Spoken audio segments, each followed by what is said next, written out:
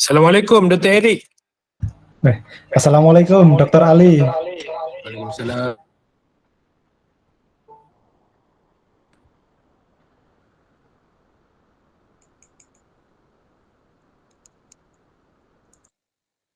Salam dokter, suara saya terdengar? Ya, dengar. Iya. Sedang di kampus atau di mana ini dokter? Atau di Indonesia? Sekarang di mana? Di kampus sekarang. Oh iya.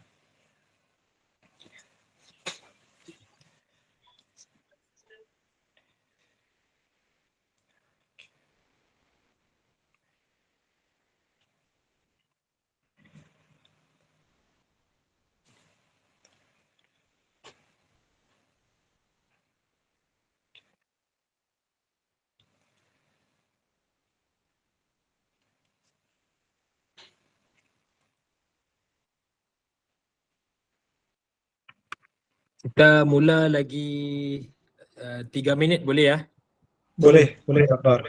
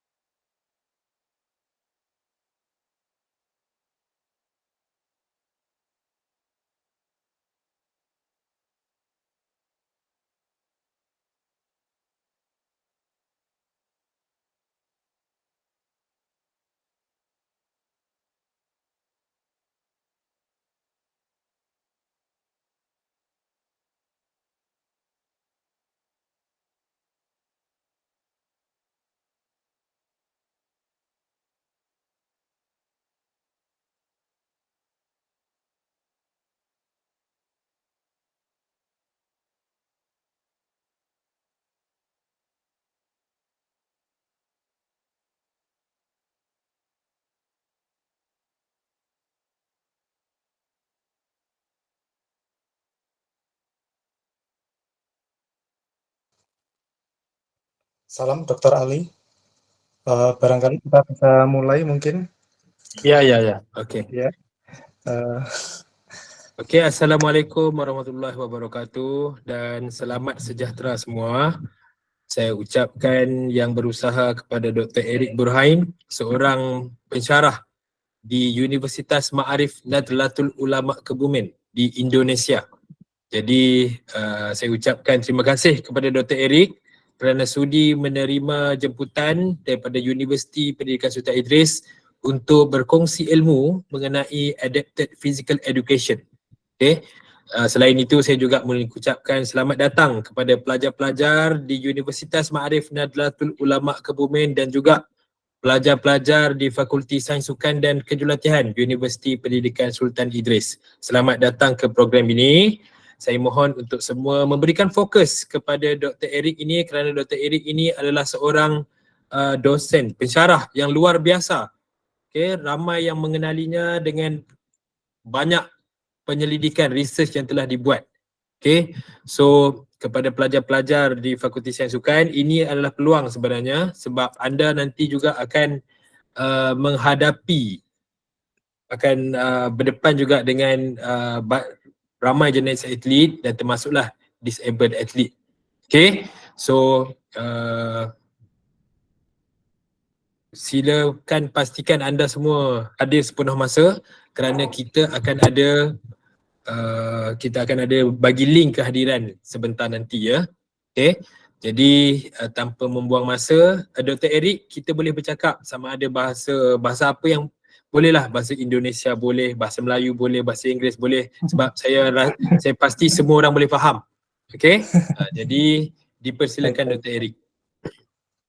Baik, terima kasih Dr. Ali atas kesempatannya. Assalamualaikum warahmatullahi wabarakatuh. Yang kami hormati Dian dari Fakulti Sains Sukan dan Kejurulatihan, dan Dr. Jafri bin Zakaria ya, yang sudah mengirimkan jemputan kepada saya terkait dengan guest lecturer ini begitu. Kemudian melalui juga oleh rekan dan sahabat ya, Dr. Ali bin MD Nazalan ini selaku Deputi Dian bidangnya Research and Innovation ya. Ya. Ya betul ya. Ya.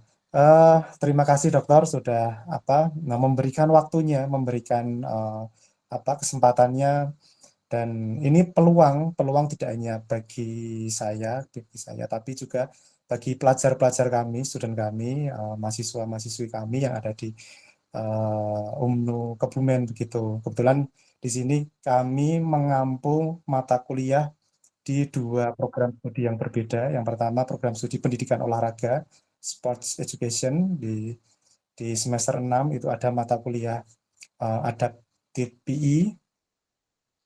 Kemudian ada di Prodi Pendidikan Anak Usia Dini itu pendidikan inklusi begitu. Jadi ini kita sharing gabung nanti kita diskusi bersama. Nah, untuk mempersingkat waktu, di sini Pak Hanif apakah sudah hadir? Mohon bantuannya untuk share screen PowerPoint. Oh ya, ini sambil memperkenalkan. Ya, ini Pak Hanif ini mitra saya, dokter. Jadi saya ditugaskan sebagai fasilitator program pengembangan guru PJOK nasional di Indonesia. Nah, salah satunya ini partner saya Kak Hanif ini, Pak Hanif. Jadi ini partner saya di nasional, kemudian nanti partner juga di bidang riset. Mohon bantuannya Pak Hanif untuk share screen PowerPoint. Ya.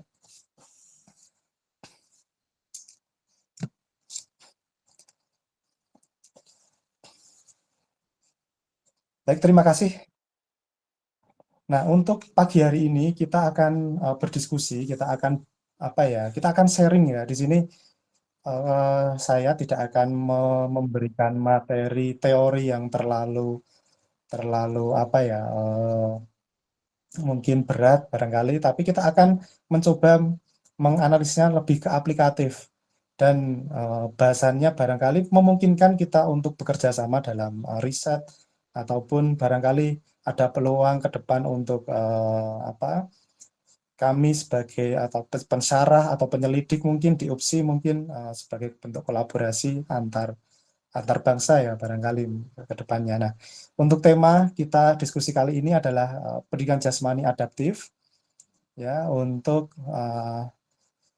jadi cakupannya penjas adaptif itu luas, tapi kita batasi pada aktivitas fisik untuk anak usia dini dengan disabilitas. Begitu. Berikut next Pak Hanif. Nah, berikut sedikit perkenalan ya, berkaitan dengan saya begitu.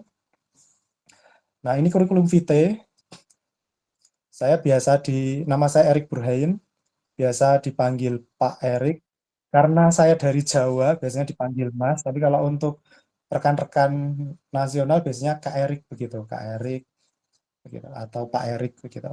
Nah, untuk pendidikan studi S1 saya ada di UNY, Universitas Negeri Yogyakarta.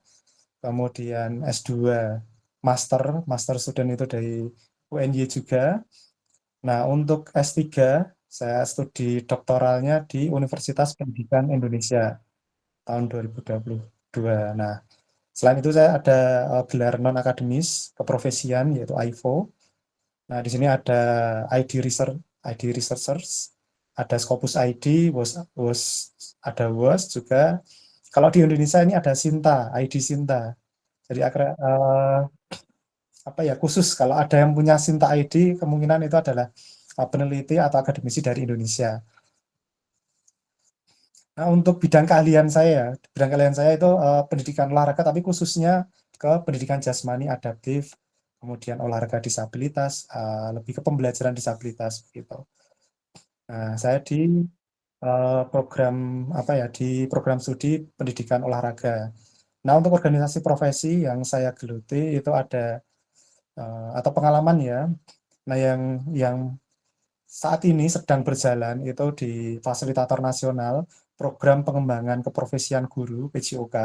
Jadi setelah guru PJOK itu lulus, jadi pelajar setelah S1 lulus, nanti ada keprofesian, setelah keprofesian ini nanti ada biasanya ikut master student nah itu nanti ada tahap lagi yang final itu PPKG PJOK. Nah, kami di sini diamanai untuk sebagai fasilitator dari tahun 2023 kemarin dan berlanjut di tahun ini. Kemudian di nasional itu ada pengelola jurnal keolahragaan nasional karena saya ini terkait dengan saya editor in chief di Jumura begitu, dan ini dalam proses akreditasi. Kemudian untuk internasional saya terlibat juga di IAPES, International Association Physical Education and Sports. Ini di Thailand, tapi kurang tahu ini apakah berpindah sekarang home base-nya di Philippines. Kemudian sebagai member di IOHSK. Berikutnya ada PIFORI. Nah, untuk pengalaman research ini di tahun 2023 itu, jadi riset saya dominan di penjas adaptif ya, sesuai dengan bidang saya, terutama ketika sebagai ketua, itu fokusnya memang di riset tersebut. Namun ini masih banyak yang belum selesai karena masih pada tahun berjalan. Seperti yang research ini ada riset yang dari Badan Riset Inovasi Nasional yang ada di Indonesia, itu masih berjalan, ada yang risetnya 3 tahun ya, mulai tahun kemarin dan ini masih berjalan. Jadi untuk hasil research belum bisa kami share begitu karena memang masih proses. Nah, barangkali nanti kita bisa bertemu lagi untuk sharing lagi gitu. Baik, next Pak Hanif. Nah, untuk pertemuan kita pada pagi ini kita akan mengulas terkait dengan nanti ada. Nah, ini yang pertama ini terkait dengan identifikasi, rujukan dan intervensi. pada anak usia dini dengan disabilitas. Jadi di sini kami mengambil sumber dari apa, kementerian kami, Kementerian Pendidikan Kebudayaan, Riset dan Teknologi Republik Indonesia. Jadi buku acuan yang kami terima itu ada setidaknya 4 tahapan secara rinci terkait dengan identifikasi, rujukan, dan intervensi. Nah, untuk kita tahu kita apa ya, ketika kita ketika di kita menjadi apa ya, guru atau pensarah di anak usia dini begitu. Jadi kita harus tahu untuk mendeteksinya itu seperti apa. Jadi kita harus ada langkah-langkah begitu. Sebelum kita bisa nanti menentukan aktivitas fisik seperti apa. Nah, nanti aktivitas fisik akan kita kupas per jenis disabilitas. Nah, kita kembali lagi ke ini identifikasi awal. Pertama, identifikasi awal. Apa yang harus ada di sini?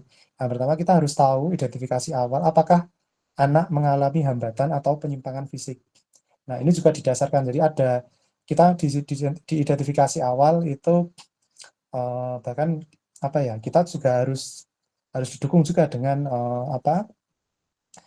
asesmen ya, asesmen mendeteksi ternyata kita temukan ada hambatan pendengarannya, kemudian ada hambatan secara umum hambatan pendengaran kan ternyata ada hambatan pendengaran. Nah, kita identifikasi lanjutan.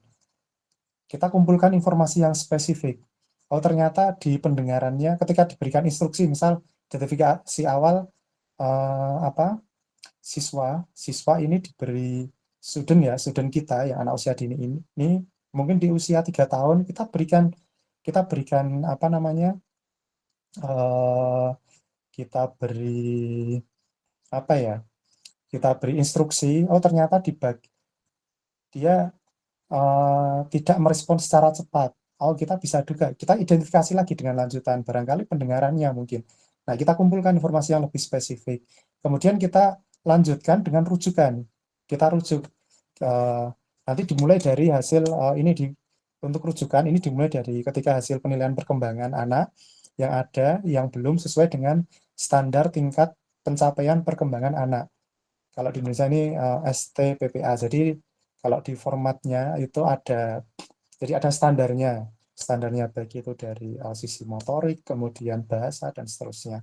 Itu ada. Kemudian intervensi di sini setelah kita tahu rujukannya seperti apa, intervensi. Nah, ini kita lakukan intervensi ini dilakukan. Nah, ketika gejala-gejala atau hambatan perkembangan ini sudah ditemukan ya. Kalau belum ditemukan kita belum bisa melakukan intervensi. Jadi kalau kita sudah identifikasi, bahkan identifikasi lanjutan, kita tahu rujukannya seperti apa, nah baru kalaupun dipaksakan kita bisa melakukan intervensi, ini intervensinya tentu tidak akan optimal begitu. Oke, next. Nah, setelah kita melakukan identifikasi, rujukan, intervensi ketika sudah tahu alurnya. Nah, bagaimana nanti kita memberikan dukungan pembelajaran pada pelajar kita khususnya pada anak usia dini dengan disabilitas tadi. Nah, berdasarkan Kemendikbudristek RI dari buku pedoman di tahun 2021 itu ada pembagian, ada banyak sebenarnya. Tapi tidak semua saya share di sini karena keterbatasan waktu. Kita pilih yang yang umumnya ada di grassroots ya, ada di lapangan begitu. Yang pertama terkait dengan hambatan penglihatan, kemudian ada hambatan pendengaran, hambatan penglihatan nanti ada yang terkait ada yang blind ya, benar-benar total begitu penglihatannya, ataupun low vision, mungkin yang masih bisa melihat tapi sedikit begitu. Mungkin yang penglihatan mata kanan begitu masih bisa melihat sedikit, tapi yang kiri sudah total. Mungkin ada yang seperti itu hambatan penglihatan. Kemudian hambatan pendengaran, kemudian hambatan fisik motorik, physical disability. Kemudian ada intellectual disability, hambatan intelektual terkait dengan intelijensinya begitu. Kemudian autism. Nah, di autism ini agak sedikit kompleks ya, karena ini kalau kita lihat karakteristiknya ada keterkaitan dengan ya ada terkait perilakunya, bahasanya juga, komunikasinya.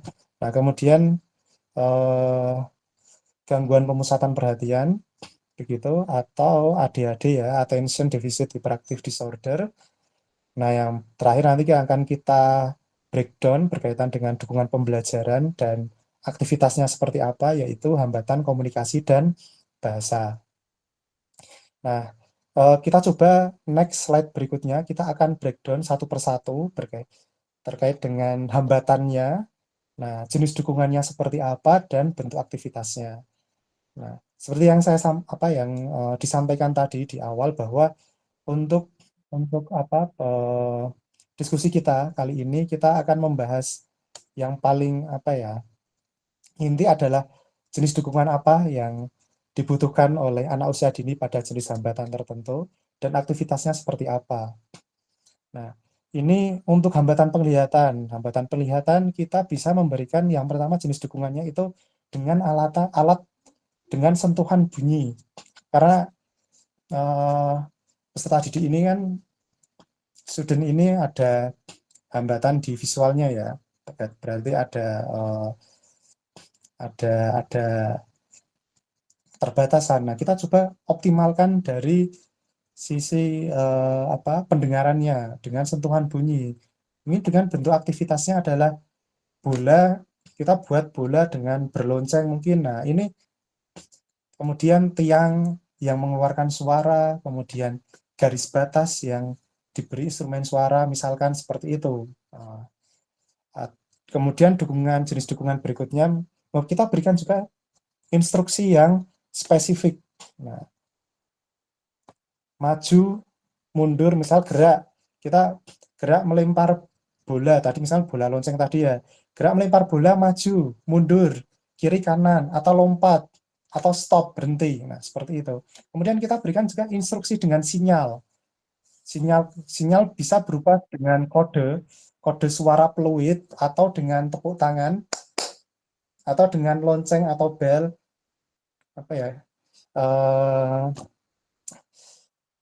suara-suara bel.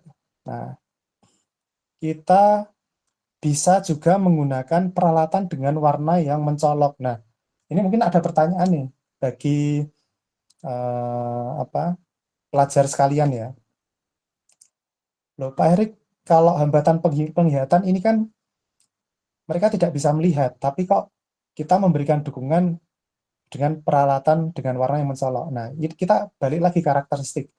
Tidak semua mereka dengan hambatan penglihatan itu total ya, total blind ya, benar-benar total. Tapi ada yang low vision. Nah, tapi kalau yang low, mereka masih ada sedikit bisa melihat. Nah, itu bisa kita optimalkan penglihatannya itu dengan bentuk aktivitasnya kita gunakan peralatan. Mungkin kalau tadi bola lonceng, tapi bolanya itu diberikan warna yang kontras ya, lebih menyala.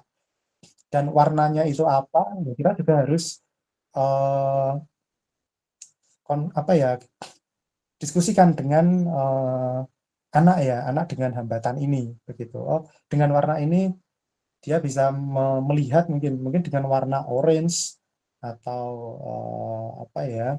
mungkin yang warna-warna yang mencolok gitu ya, warna-warna yang terang ya. Kemudian peralatan dan tekstur yang kontras. Nah, bentuk aktivitasnya ini kita memberikan bola dengan tekstur yang beragam, bisa tekstur yang halus, kemudian kasar. Oh, berarti dengan pelajar ini siswa ini, peserta didik ini bisa mengenali, oh ini benda bola yang kasar dengan halus, atau tiang-tiang ini dengan tekstur ya, mungkin teksturnya kadang tiang ada yang benar-benar lurus, kemudian ada tiang yang memang membentuk seperti misal tiangnya membentuk logo logo sekolahnya mungkin ya, berarti ada mungkin lingkaran atau apa. Nah, itu Nah, itu bisa aktivitas untuk mengenali lingkungan ya, seperti itu. Nah, dan di sini dengan kita tahu bentuk aktivitas, nah barangkali di sini dengan kita berdiskusi, kita bisa menemukan ide pelajar-pelajar di sini ya, tidak hanya pelajar-pelajar saya di Umnu Kebumen di prodi pendidikan olahraga ataupun pendidikan anak usia dini, tapi juga pelajar uh, dari UPSI, terutama dari Fakulti Sains Sukan dan Kejurulatian di Universitas Pendidikan Sultan Idris. Ketika memiliki dari kita diskusi seperti ini, dengan aktivitas seperti ini kok ternyata kita menemukan ide riset. Nah, kita bisa berkolaborasi di sini. Nah, inilah tujuannya sebenarnya ya, tujuan utamanya juga salah satunya selain kita sharing juga kita bisa menemukan ide-ide riset gitu.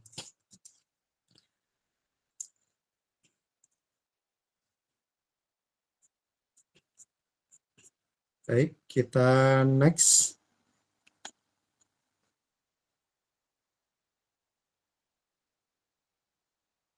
Oke, tadi hambatan penglihatan, sekarang kita menuju ke hambatan pendengaran.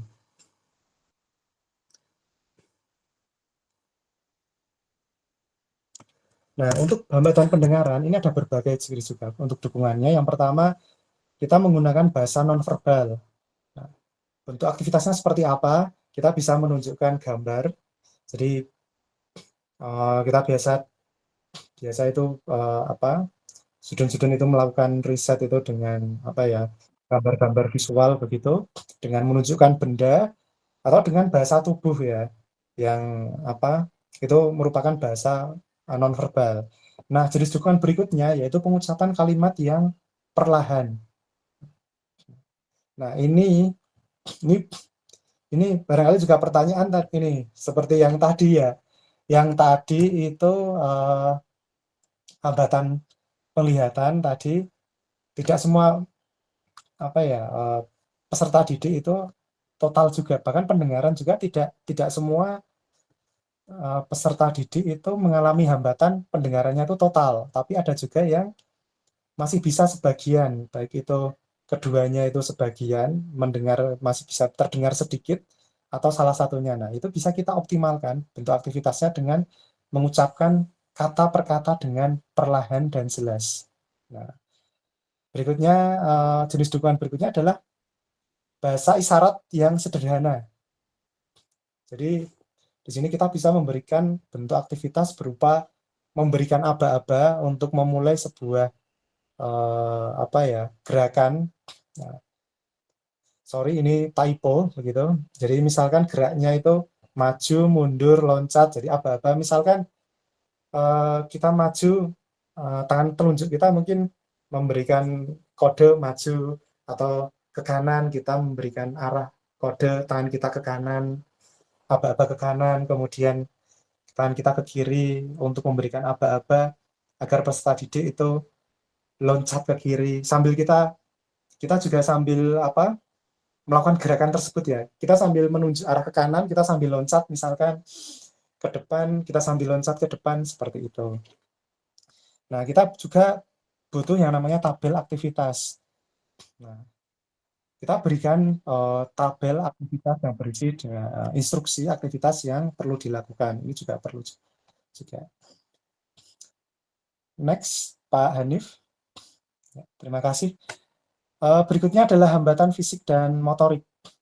Nah, di sini jenis dukungan apa yang bisa kita berikan pada jenis hambatan ini? Yang pertama adalah memberikan kesempatan yang sama.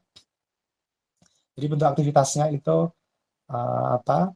kita memberikan dukungan sesuai dengan aktivitas fisik yang dilakukan. Nah, yang kedua, kegiatan melatih otot motorik. Nah, di sini bentuk aktivitasnya adalah kita bisa melakukan gerak permainan sederhana dengan menggelindingkan bola, kemudian menunjuk anggota tubuh, bisa ini sendiri atau berpasangan. Nah, kalau berpasangan haruslah ini dengan sama gender ya. Ya. Jadi agar apa ya? eh, Agar efektif begitu ya. Nah, kemudian atau juga kita bisa dengan mencari barang atau gerak berpindah tempat, mengambil bola, memindahkan ke keranjang. Nah, ini akan melatih motor apa memindahkan bola ke keranjang tanpa berlari ya. Karena ini yang di apa yang dilatih motorik halusnya. Kalau sambil berlari berarti ya itu sudah masuk ke apa nanti motorik kasar nanti. Nah, berikutnya jenis dukungan yang kita berikan adalah melatih kelenturan otot. Bentuk aktivitasnya seperti apa? Nah, ini melatih gerak, kelentukan. Ini dengan kita bisa berdiri lurus, memegang kaki, kemudian mencium lutut. Nah, untuk jenis dukungan yang berikutnya adalah lingkungan kita kondisikan bebas hambatan gerak. Nah, bebas hambatan gerak ini aktivitasnya kita singkirkan benda-benda yang menghalangi gerak. Nah, ini kita sebagai pelajar ataupun nanti teacher ya, ketika di sekolah begitu. Jadi sebelum pembelajaran kita pastikan lapangan itu tidak ada batu kerikil. Mungkin kita nanti melakukan aktivitasnya tidak menggunakan alas kaki, bisa jadi. Nah, kita pastikan tidak ada kerikil yang tajam atau bahkan kalaupun itu indoor, kita juga pastikan juga tidak ada benda-benda berbahaya, kemudian eh, segala alat-alat yang tidak berhubungan dengan aktivitas tersebut kita eh, pindahkan terlebih dahulu agar tidak mengganggu begitu. Nah, jenis dukungan berikutnya adalah kita berikan aktivitas gerak dan lagu. Biasanya mereka yang mengalami hambatan fisik motorik itu ada juga sebagian yang senang dengan stimulus suara ya, musik-musik begitu. Kita berikan stimulus tersebut. Uh, kita berikan bentuk aktivitas yang ada unsur gerak lagu ya, gerak lagu dan lagunya yang menyenangkan untuk mereka. Dan kita sesuaikan ya, karena ini anak usia dini kita berikan sesuai dengan lagu-lagu anak-anak begitu. Nah, jenis dukungan yang terakhir adalah kita memberikan waktu transisi. Nah, kita memberi jeda istirahat sebelum masuk ke gerak aktivitas selanjutnya. Jadi tidak karena mereka ada hambatan fisik, jadi tidak langsung ya. Jadi kita berikan jeda agar mereka beristirahat begitu. Barangkali di sini ada student kita yang hambatan fisik mereka, mohon maaf, untuk ekstremitas inferior bagian kaki terutama foot ya, untuk mereka hanya memiliki satu saja, satu kaki. Nah, ini ketika kita memberikan aktivitas yang mungkin moderate ya, tidak, kalau ini mungkin moderate atau low, ya itu kita berikan jeda, jadi tidak terlalu capek begitu merekanya. Jadi untuk aktivitas berikutnya mereka tetap antusias. Mohon next. Nah, hambatan intelektual, jenis dukungan dari peserta didik anak usia dini ya dengan hambatan intelektual itu yang pertama pengulangan aktivitas secara berkala. Nah, bentuk aktivitasnya apa? Nah, ini mengulang gerak atau aktivitas fisik sampai gerak tersebut bisa dipahami. Nah, yang kedua, itu kita berikan umpan balik positif ya. Karena biasanya mereka yang dengan hambatan fisik, hambatan intelektual itu kadang kami temui di grassroots begitu di sekolah. Karena pengalaman kami ya, saya sebagai pengajar di sekolah spesial ya, sekolah luar biasa di SLB sebagai guru PJOK selama kurang lebih 7 tahun. Itu mereka yang hambatan intelektual itu kadang ada yang minder begitu, apa ya, pemalu begitu. Jadi kita harus kita berikan umpan balik positif. Bahkan ketika mereka belum berhasil melakukan aktivitas, tetap kita apresiasi ya, tetap kita apresiasi dan kita berikan dorongan. Dan terutama untuk yang bisa melakukan sesuai instruksi ya, kita jangan ragu untuk memberikan apresiasi berupa acungan jempol, pujian, tapi jangan hanya jempol dan pujian saja, tapi berikan juga, sampaikan kenapa kok Pak Erik memberikan atau Pak Hanif memberikan acungan jempol itu karena apa, karena gini gini gini, sampaikan juga. Kemudian jenis dukungan berikutnya memecah tahapan aktivitas. Nah, ini aktivitasnya kita bagi ya, satu aktivitas itu besar ke dalam step-step ya, ke dalam tahap-tahapan kecil. Misalkan kita akan mengajarkan apa, berikan instruksi mungkin aktivitas fisik, memindah apa ya, lari mungkin ada stepnya. Oh, step pertama mungkin lah, memindahkan benda dulu. Step kedua ada aktivitas lari. Step ketiga gabungan antara kegiatan itu. Nah, itu ada step by step untuk instruction. Nah, berikutnya menggunakan alat bantu. Jenis dukungannya dan bentuk aktivitasnya adalah kita gunakan alat bantu yang relevan dengan aktivitas fisik yang dilakukan. Jadi tidak disarankan menggunakan alat-alat yang tidak ada kaitannya dengan physical activity yang akan diajarkan atau disyarahkan ke pelajar kita di anak usia dini. Nah, gunakan bahasa yang sederhana. Ini ya, mohon maaf, ini saya mati listrik.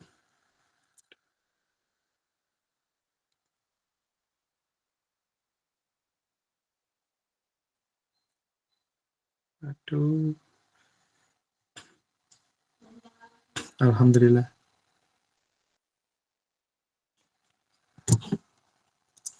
Cek. Apakah suara saya terdengar? Mohon maaf, di kami mati listrik. Pilih suaranya dengar aja, tak ada Oke. masalah. Maaf dokter.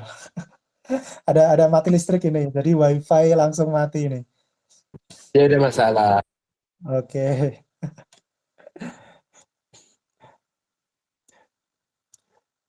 Baik. Oke. Kita lanjut tadi sampai bahasa sederhana ya. Jenis dukungan yang terakhir pada hambatan intelektual adalah menggunakan bahasa yang sederhana. Jadi untuk aktivitasnya itu kita berikan instruksi yang mudah dipahami, sederhana, karena kaitannya dengan keterbatasan intelijensi mereka. Next, Pak Hanif.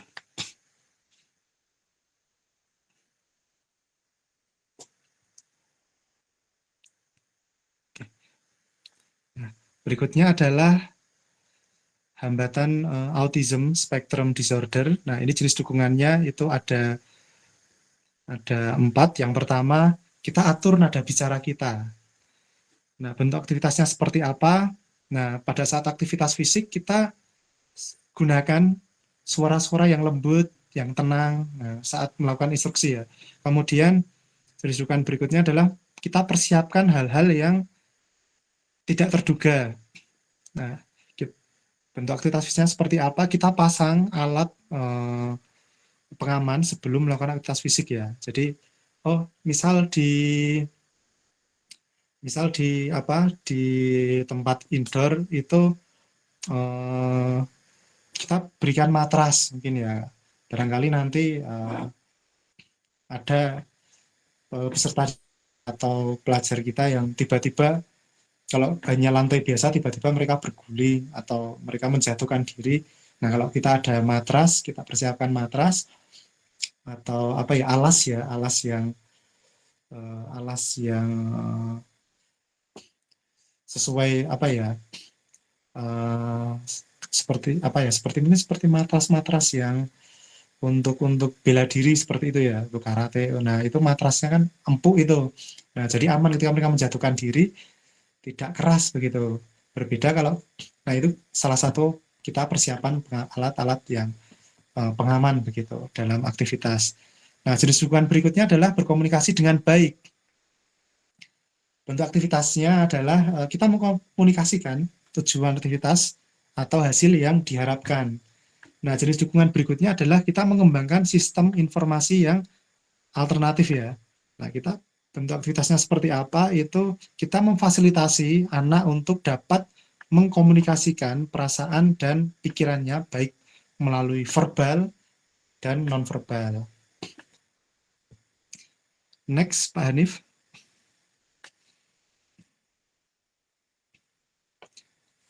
Nah, berikutnya gangguan pemusatan perhatian, begitu. Untuk yang hambatan dengan jenis ini, bentuk dukungan apa jenis dukungannya yaitu kita yang pertama memberikan instruksi yang singkat. Yang mana bentuk aktivitasnya adalah ya instruksi-instruksi itu ya simple ya. Kita berikan instruksi simple. Kemudian jenis dukungan berikutnya adalah menghindari pengulangan dalam instruksi. Bentuk aktivitasnya ini kita apa ya sama, kita hindari instruksi yang berulang-ulang, kecuali memang peserta didik ini meminta ya, ada yang belum dipahami, kita bisa menjelaskan secara ulang, tapi biasanya tidak semua peserta didik meminta pengulangan begitu, karena jadi kita upayakan instruction itu sekali tapi jelas ya, tidak buru-buru dalam penyampaiannya. Nah, junjungan berikutnya itu yang ketiga adalah konsisten pada kegiatan harian. Nah, jadi setiap aktivitas harian ini kalau untuk apa guru di sekolah anak usia dini biasanya kan apa tidak seperti yang dipelajari di apa elemen apa ya di SD ataupun yang senior high school. Itu kalau di SD ke atas kan PJOK hanya tidak setiap hari ya, PJOK apa PI ya, PI itu tidak setiap hari. Tapi kalau yang di anak usia dini itu masih memungkinkan itu untuk kita selipkan setiap hari. Nah, itu kita rancang dengan anak peserta didik itu dengan gangguan pemusatan perhatian, kita rancang aktivitasnya itu hari per harinya begitu. Baik, Pak Hanif, apakah ada trouble?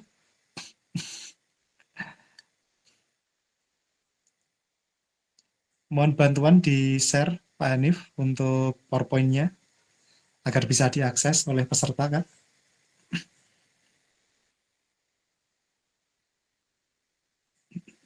Sebentar Pak Erik, ada gangguan Oh iya. internet.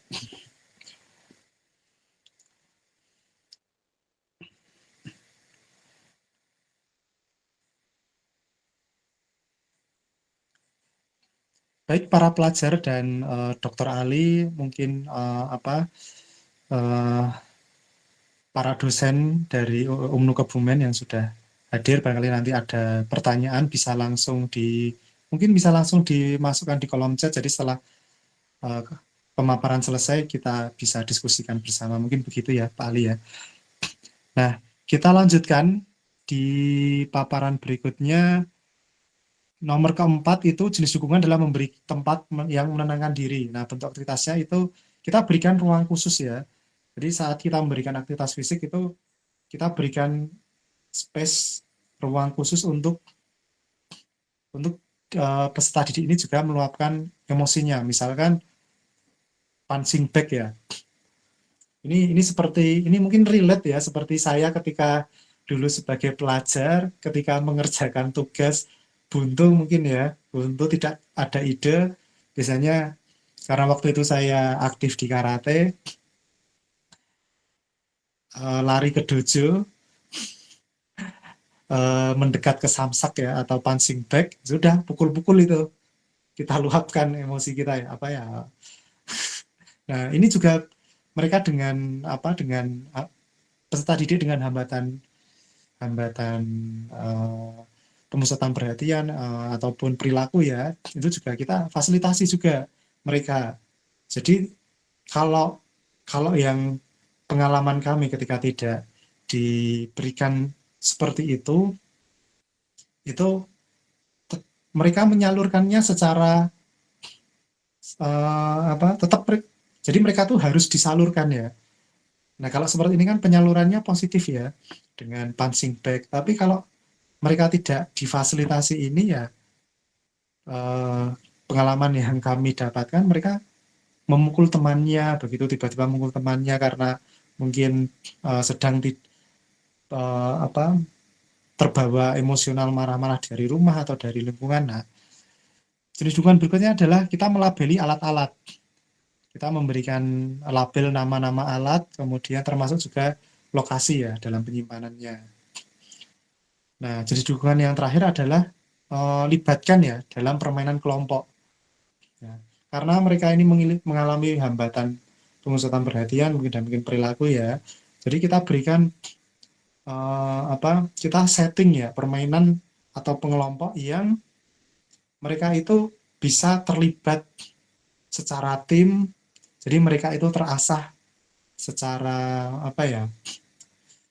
teamworknya, sehingga mereka fokus memperhatikan temannya, memperhatikan mereka teroptimal ya, fokus memperhatikan temannya, memperhatikan juga instruksi gerak, instruksinya, kemudian perilakunya juga akan semakin terasah karena melalui teamwork ya. Dan sebaiknya kalau ini bisa memungkinkan dengan yang non disability itu jadi bisa sebagai semacam pembimbing ya, begitu yang non disability, sebagai mengingatkan siswa ini mengingatkan dalam memberikan arahan juga. Next, Pak Hanif. Nah, ini mungkin yang terakhir ya, hambatan komunikasi dan bahasa. Nah, pada jenis hambatan yang di sini, itu jenis dukungannya ada yang pertama, percakapan dua arah dengan bahasa yang baku. Nah, kita bisa bentuk aktivitasnya adalah kita bisa menggunakan bahasa baku, tidak sebatas memberikan instruksi. Jadi biasanya untuk melatih bahasa ya, bahasa baku, baik itu bahasa baku nasional ya, mungkin bahasa bakunya Malaysia, kemudian Indonesia, bahasa atau mungkin bahasa daerah. Kalau di kami itu bahasa Jawa, atau mungkin di Malaysia mungkin ada bahasa daerah dari provinsi tertentu mungkin seperti itu. Dan itu yang baku ya, kita berikan percakapan ya dua arah. Nah, jenis dukungan berikutnya adalah kita latih anak untuk menyimak. Jadi aktivitas itu kita selipkan kita latih juga bagaimana aktivitas itu kita kondisikan dia peserta didik ini bisa menyimak instruksi kita. Nah, berikutnya kita memberi kesempatan untuk menyampaikan apa yang ditangkap. Jadi bentuk aktivitasnya itu adalah peserta didik kita berikan kesempatan ya. Jadi apa yang mereka dapatkan, apa yang didapat, kesempatan menyampaikan ya. Kesempatan menyampaikan apa yang didapat sesuai dengan kemampuannya. Begitu. Jadi saat aktivitas, mungkin ini biasanya di sesi akhir ya, mungkin evaluasi atau refleksi, evaluation or reflection, kita bisa meminta peserta didik kita untuk menyampaikan apa saja mungkin apa hambatannya, apa yang dirasakan ya. Ketika mereka menyampaikan apa yang dirasakan, bisa saja nanti yang tersampaikan yang sudah dicapai atau mungkin kendalanya. Nah, di situ kita bisa tahu kalau yang tercapai, mungkin kita langsung berikan apresiasi. Nah, untuk yang kendala-kendala ini, nah kita bisa memberikan tadi intervensi ya, intervensi untuk pembelajaran ke depan.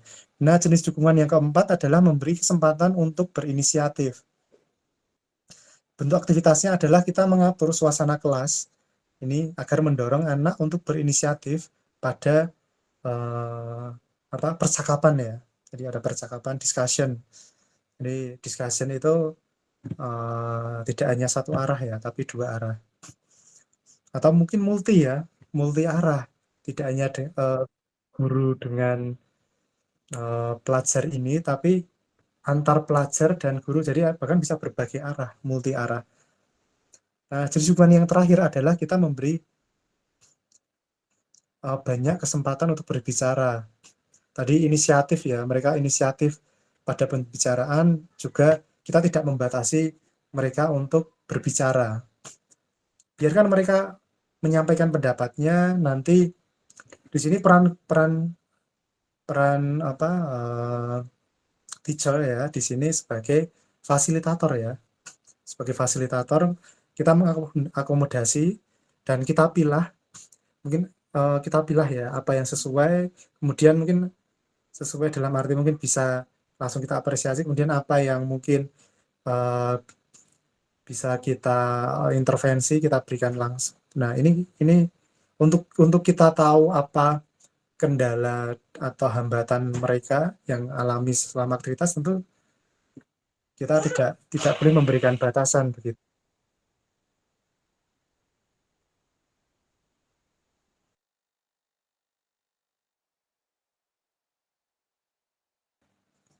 Baik. Next, Pak Hanif. Ya, terima kasih. Demikian Dr. Ali dan para penyimak. Demikian yang saya sampaikan. Saya kembalikan ke Dr. Ali, barangkali mungkin untuk memandu sesi discussion ya. Terima kasih. Baik, terima kasih kepada Pak Erik. Satu informasi yang sangat detail ya daripada Dr. Erik. Banyak yang kita belajar pada hari ini. Jadi boleh saya tahu sekiranya ada soalan? Sama ada boleh di chat ataupun boleh angkat tangan. Oh, kita ada soalan daripada Dini Hanani. Pelajar UPSI. Okey, boleh silakan Dini. Assalamualaikum doktor. Ya, Boleh saya bertanya? Boleh. Soalan saya, apakah cabaran menjalankan kajian dalam kalangan disabled athlete? Susah atau senang kalau nak analyze biomekanik atlet disabled ini? Terima kasih.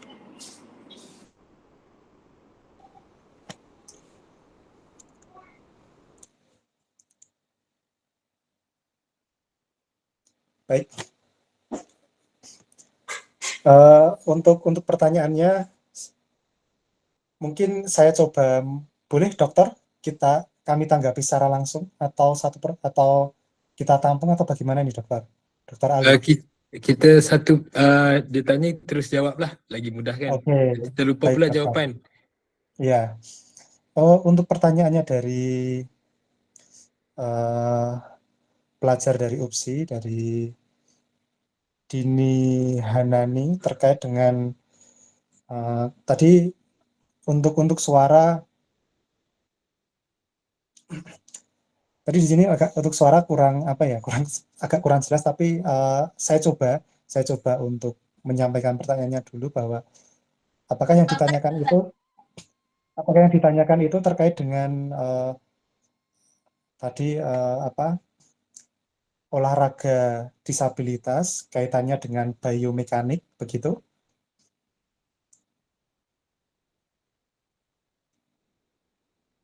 Halo. Atau mungkin Doktor, boleh saya type dalam komen. boleh, silakan. Okey, Oke, kejap. oke. Mungkin dalam komen bisa lebih Ya, Pak Erick, Ya. Dini ini dia tanyakan tentang challenge, cabaran Oh, ketika kita collect data dari kalangan kalau kita buat kajian dan ya. kita punya subjek adalah atlet disable. So, apakah cabaran yang biasa dihadapi? Dan lagi satu, sekiranya mereka ingin membuat kajian, sebab mereka nanti akan buat kajian. Mereka buat research dalam yang menggunakan atlet disable ini. Sekiranya mereka ingin analyze, contoh kata analyze biomekanik, analyze movement. So apakah langkah-langkah ataupun apakah cabaran yang dihadapi lah ketika data collection tersebut yang biasa Dr. Erick alami? Baik, terima kasih. Sepertinya lebih jelas ya. Untuk pengalaman saya sampaikan dokter untuk pengalaman riset. Pertama, untuk pengalaman riset di bidang biomekanik, kami belum merambah ke sana. Jadi masih pada tataran penelitian disability yang menggunakan tema-tema itu disability, kemudian psikologi dan teknologi. Jadi masih pada itu, tataran itu. Kami belum merambah biomekanik. Namun ada kemungkinan stepnya itu sama. Jadi stepnya tetap sama seperti yang tadi ya. Kita tetap ada identifikasi, kemudian rujukan baru kita intervensi. Jadi secara garis besar stepnya tuh mirip ya. Mirip seperti itu. Jadi kita identifikasi apa karakteristiknya ya, permasalahan yang ada di sana, terutama terkait karakteristiknya, terus dan misal dengan disability yang fisikal mungkin yang fisikal kehilangan anggota lengan, mungkin satu tangan atau satu kaki begitu.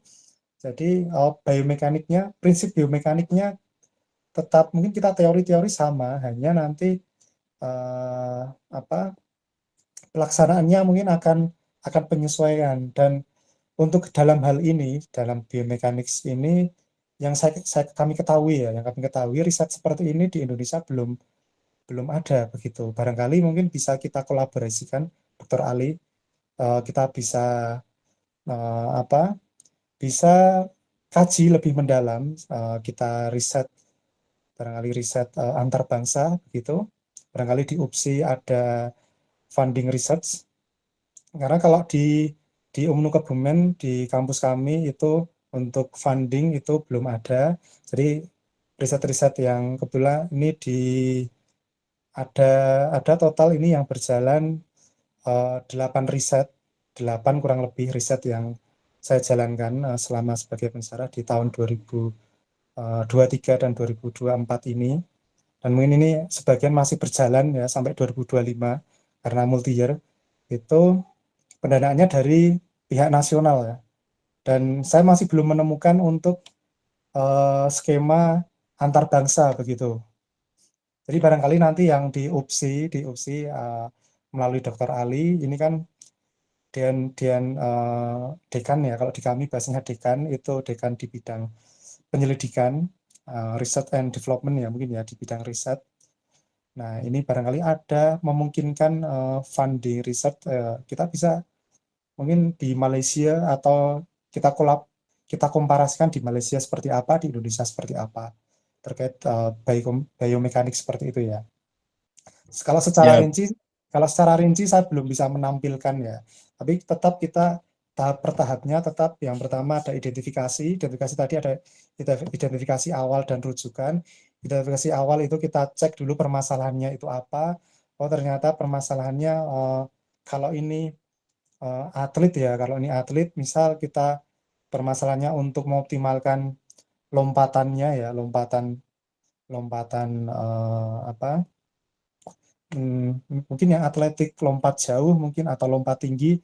Nah kita optimalkan itu, kemudian kita identifikasi karakteristik secara teori, karakteristik misalkan disabilitas, sustainability itu seperti apa ya, karakteristiknya apa yang kita bisa upayakan, kemudian intervensinya seperti apa, misal kita berikan intervensi secara biomekanik begitu, dan bukan tidak mungkin kita selipkan teknologi di situ, teknologi asistif ya. Kalau di apa di mitra riset kami, kebetulan di tim riset saya ada dari pendidikan luar biasa, special education, itu mereka ada yang berfokus pada teknologi asistif, jadi teknologi bantuan tapi kalau itu untuk siswa ya, tapi bisa saja ini kita setelah kita menganalisis biomekanik ternyata seperti ini, misal kita cek misal sudut elevasinya kurang maksimal mungkin ya, tidak optimal, harusnya 45 derajat, tapi ini tidak 45 derajat. Nah, kita berikan alat, kita berikan intervensi teknologi ya, bagaimana kita bisa mengoptimalkan sudut tersebut. Mungkin seperti itu, Dr. Ali, atau ini kita panggilnya pelajarnya Ibu, Kak, atau bagaimana ini untuk penyebutannya? Karena kalau untuk pelajar kami Mas dan Mbak, kalau untuk di Dini boleh juga, Mbak Dini pun boleh. oh, Mbak Dini ya. Mbak Dini. Ya, betul-betul Dr. Erik. So, belum ada lagi kajian biomekanik, tapi saya rasa kita boleh buat sebab dekat di UPSI juga peralatan biomekaniknya bagus dan Ya. kita di sekitar sini juga ada atletnya. Jadi mungkin satu masa nanti kita boleh berkolaborasi untuk melakukan kajian ni lah. Okay. Terima kasih atas respon Dr. Erik. Atau jika memungkinkan saya ke UPSI mungkin siap dokter untuk Ya, melakukan insya-Allah. Kita dekat saja. Tiket kapal terbang pun murah. Okey. Siap dokter. Siap. Okey, boleh saya tahu sekiranya ada lagi soalan lain di ruangan chat ataupun boleh tekan emoji raise hand tu. Sekiranya ada lagi soalan. Silahkan, mungkin pelajar dari saya, dari UMNU Kebumen, dari Prodi PAUD, ataupun dari pendidikan olahraga. Mungkin mereka sudah faham kerana sudah masuk kelas Dr. Erik banyak kali.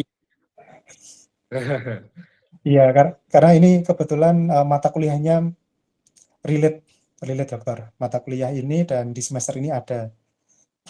Saya sampaikan juga. Okey, sekiranya tidak ada, Ya. saya rasa sampai sini sajalah.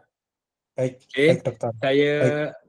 Kita boleh ambil gambar sekali, tapi di sebelah saya ini ada baby anak kecil. Dia hari ini kurang sihat, jadi saya kena jagalah. Okey, baik. Jadi kepada semua saya ucapkan jutaan terima kasih kepada Dr. Erik Burhain kerana sudi menyumbangkan ilmu, berkongsi ilmu kepada semua, sama ada pelajar-pelajar di UPSI ataupun di universitas research di sana. Jadi kita ucapkan terima kasih dan kita harapkan pada masa akan datang kita akan ada kerjasama di antara universitas ini. Okay? So mungkin pelajar UPSI ke sana untuk buatkan untuk jalani program budaya. Kita banyak program dekat Indonesia, banyak pelajar kita yang pergi ke Indonesia, tapi universiti ini kita belum pergi lagi. Mungkin satu hari nanti kita akan terlaksana program ini di antara kita kedua-dua universiti, dan kerjasama itu dari segi universiti dan juga penyelidikan, aktiviti pelajar, akademik dan macam-macam lagi kita boleh lakukan. Ada raise daripada Marwah Hidayah. Okay, silakan.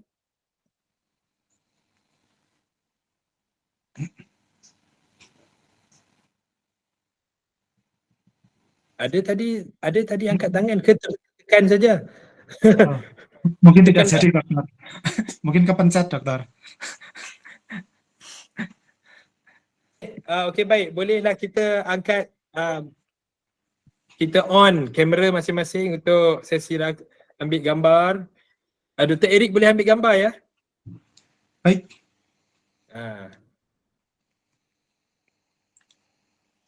Saya pun tak buka lagi, lupa pula. Oke, halo.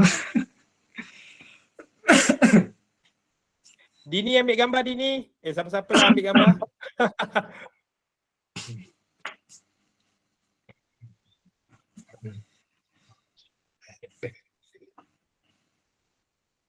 Okay. Okay, baik. Alright, okay. Baik, So, Dini. Doktor lagi sekali. okay, teruskan. Kali je boleh.